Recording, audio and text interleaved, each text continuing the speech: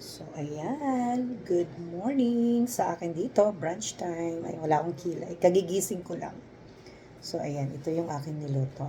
Ayan. Ang aking ulam. Parang akala mo naman naubusin ko. Ayan. So, meron pang pahabol na sisig. So, meron pa ako dito. Ayan. So, kain tayo. Masarap to magkamay. Kakamay ako. So, masarap siyang ikamay. Mm-hmm. Ang aking talong. Pinarito ko siya kasi pinarito ko to. Yung olive oil yung ginamit ko, hindi yung regular na mantika. Ganito ako pag sa bahay, wala akong kilay. Natin to. Yan. Hilamos lang. Tapos cream in na. Ito yung aking reality ng kilay. Sarap magkamay. Tapos ito, ayan, bangus. Ay, naku, sarap ng bangus. Ayan. Ito yung favorite part ko. Ay, yung pusa ko sumasali.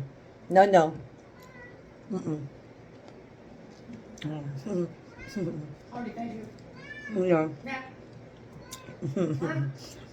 yung pusa ko meow meow. Gusto niya kumain. Ito, itlog. Na, scramble ko lang siya na medyo sunog-sunog. Sarap. Tapos mamayang gabi, dinner namin steak.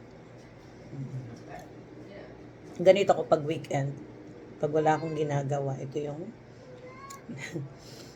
brunch ko. Pag weekend lang, kasi pag weekdays hindi ako available. Pansit. Tapos may sardinas pa siya. Ayan. Sardinas. Masarap magkamay, no? Oh, kasi pag nandito sila, hindi ako nagkakamay. Ayaw ni magkamay ako. Ayan. Hindi naman sa ayaw, parang nadidiri. Hindi niya alam na ito yung ating pinakamasarap sa sa lamisa.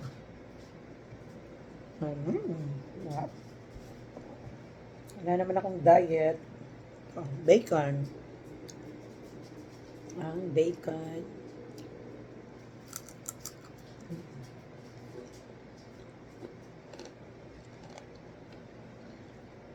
Minsan lang kumakain ng bacon.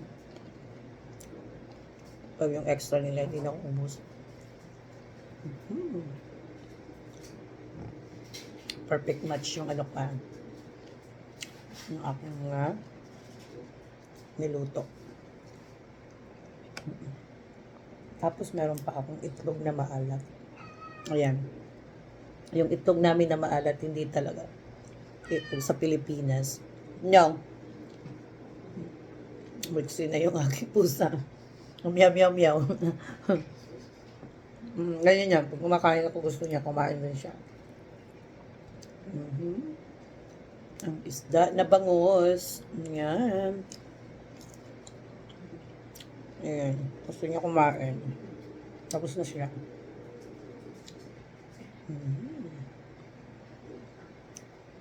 Pero inuulam ko pa to. Pag may extra ako, lalo na hindi ako nakakapagluto agad-agad. Grabe. Super yummy. Parang nasa Pilipinas na ako. Tapos, hindi ako mahilig sa kape. Ito yung aking tubig. Gusto ko may lemon. Ayan. Mukbang brunch ang tawag dito. Sarap yung itlog na medyo sunog-sunog. Sasawsaw ko to sa, instead ketchup, sasawsaw ko siya sa suka. Tapos yung yung aking yung aking rice is fried rice.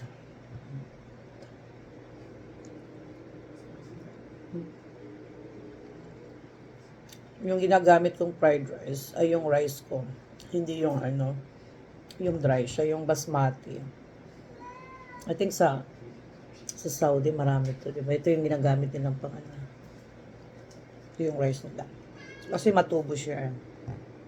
At saka dalawang scoop na dalawang cup ng bigas. So dodoblehin mo siya kasi matubo siya. Na dry. So puro lang siya tubig instead na carbs. May carbohydrates pero mas healthy to kaysa sa ibang bigas. Pusa ko maingay. Gusto niya kumain. Tapos may corned beef ako. Yung corned beef na niluto ko, yung corned beef ng Pure Foods. Masarap.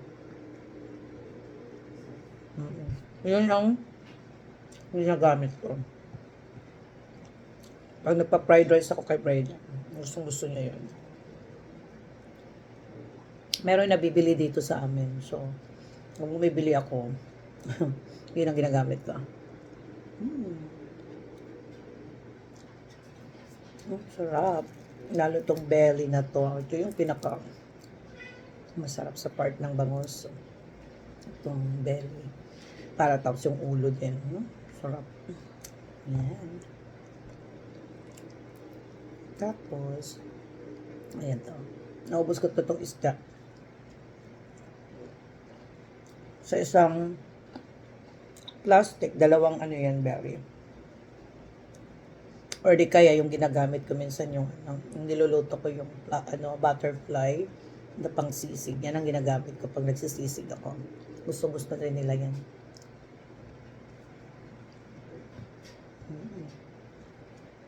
Sarap magkamay.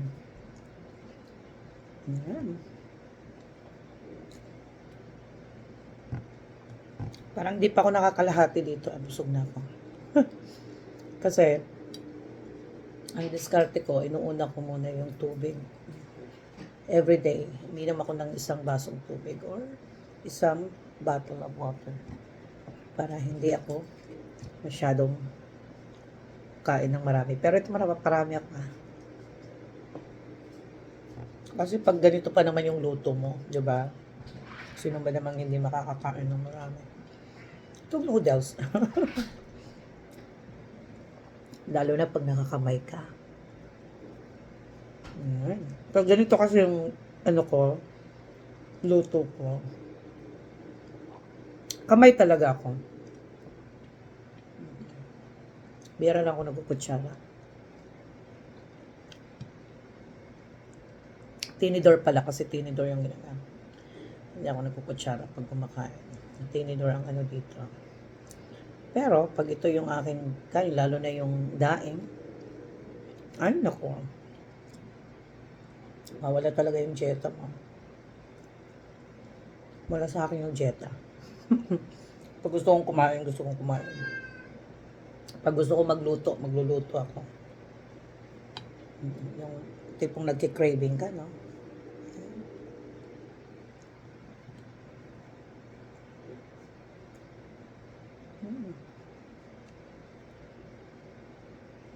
Sarap. Sarap pag sausaw sa suka. Ma-crunchy yung balat niya.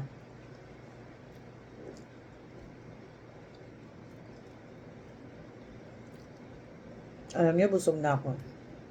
Hindi pa nagkakalahati yung Pero ginagawa ko. Sinisave ko to. Kaya kain ko siya. Almost like 3 days bago ko maubos lahat. Kasi sayang. Hindi ako nagtatapon. Tapos, tingnan niyo yung ko. Kaya, para ng ayan. Di pa ka nagkakalahati, no? Talaga naman. Yan, dito tayo para test ano. Tapos itlog, ang itlog na masarap.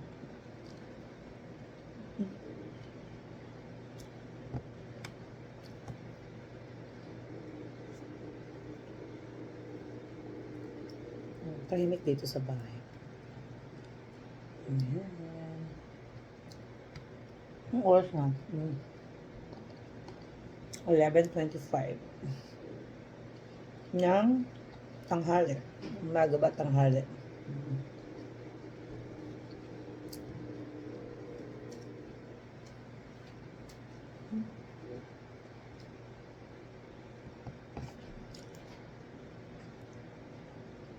Sarap pag ganito. Pag naalala ko tuloy nung ano, pag nag-ano ako, pag tawag dito.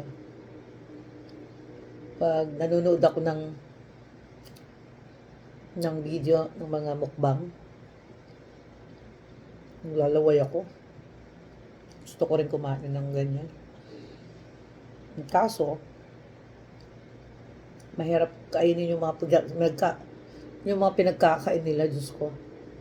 Yung ano, mga lechon, hindi ko kaya yan. Kasi pag sila talaga mukbang, ang dami nilang makakain. At saka unhealthy kasi. Ito naman, may healthy, may unhealthy din. Lalo pag, pero yung ginagamit ng mantika is ano, olive oil. Hindi na ako gumagamit ng ano. Kasi makolesterol. Diba? Sarap kayo magkamay. Kamay. Mostly kinakain ko dito yung bangus, yung isda.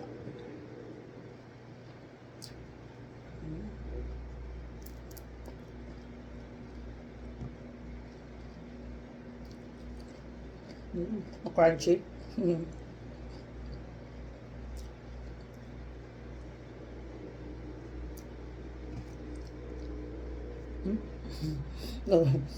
Nagsusaglagan yung ano ko.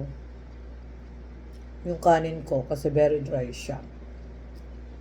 Yung sinukat ko siya sa cup. 1 cup lang to pero minsan napapasobra ako. No. Yung pusa ko. Pasaway yan pag natin kumakain ako. Pinaglagan talaga yung ano ko. Ayan, minsan lang kumakain itong bacon. So, minsan binibigay namin sa pusa. Kaso, yung pusa na nanawa din. So, hindi na rin siya kumakain masyado. So, sayang, tinatapon lang namin. Sabi ko, ang dami nagugutom sa Pilipinas. O kahit dito. Tapos nagtatapon lang ng ano, no? Kasi masarap lang siya pag bagong luto. Hindi siya pwedeng ano, kinabukasan. Not unlike itong ano natin. Itong pagkain natin, pwede pa natin makain kinabukasan. Pero yung bacon, di. Yung iba, sinisave, pero ako hindi. Tapon namin. Ayaw nang kumain ng magdamag. Sarap ng taba. Taba. Taba.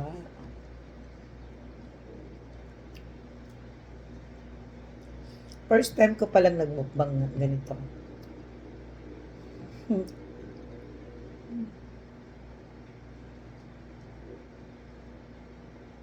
Gusto ko next. Pag magmukbang ako, gusto ko seafood. Ayan. Favorite ko yun. Tapos lalo na yung ano, yung hipon at saka crab. Ayan, talong. Ang talong, masarap.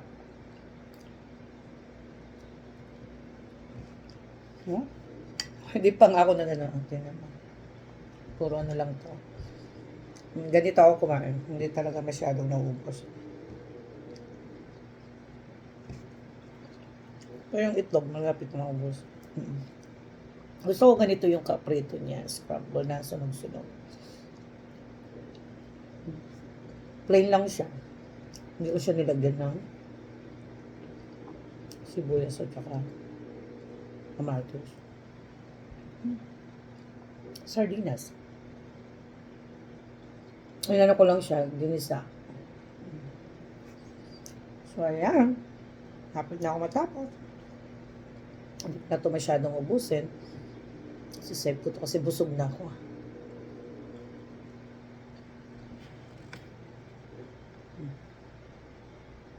Nakadalawang baso na ako nito.